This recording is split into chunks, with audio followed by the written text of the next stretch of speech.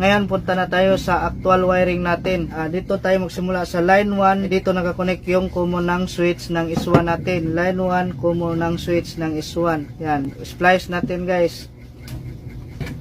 Yan, nakonect na natin. Dito naman tayo sa traveler niya or return. Sa return dito nakakonect yung valve 1 tsaka valve 2. Ito pala ang return ng S1 natin. Return papunta ng valve 1 tsaka valve 2. Yan, itong tatlo guys, splice natin.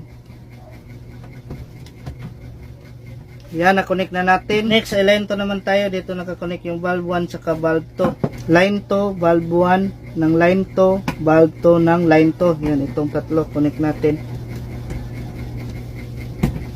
Yan guys, tapos na tayo mag-splicing. Tip na natin. Una natin yung breaker natin. Tapos on natin yung S1, control niya ay dalawang ilaw.